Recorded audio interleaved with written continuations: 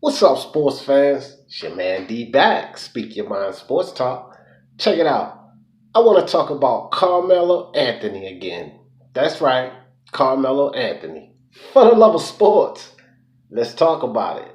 All right, guys, look, check it out, man. So Carmelo Anthony just showed his ass off against the Chicago Bulls. But one thing we gotta think about, guys,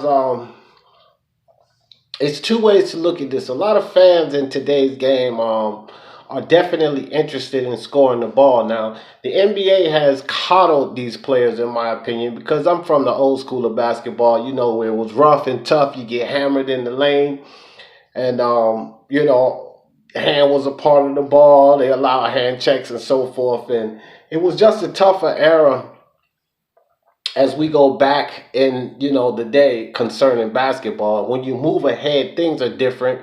It's a different era, but we need to pay more attention to just scoring the ball. Now, if you look at just scoring the ball, Carmelo did fantastic. If you look at just scoring the ball, Carmelo did better than what 75-80% of the players in today's league. And the last thing is, if you look at scoring the ball, then many would say Carmelo is back. But let's pump the brakes a little bit, because uh, guys like myself and, basketball historians and analysts will look at a lot more concerning Carmelo and what, took place in that game with the Bulls and, his performance. So, I watched that game and I watched Carmelo, and again, he did fantastic. But there were some things that I noticed that Carmelo is still getting adjusted to today's game, and also to that Portland Trailblazers offense. Carmelo found himself in the wrong position, and a lot of those points that he scored were actually, not planned that way. Some of these screens that were set, Carmelo was in the wrong place. And if guys are in the wrong place on these screens, guys, they kind of disrupt the offensive flow and how it's supposed to go. The pick and roll, for instance, it was a couple of times that Carmelo found himself out of position, and he wouldn't allow Dame Lillard and CJ McCullough to pick and roll the way that they usually do. And it had everything to do with Carmelo being out of position. A couple of 3-point shots that Carmelo got were actually accidental as far as concerning where he was supposed to be on that offensive set.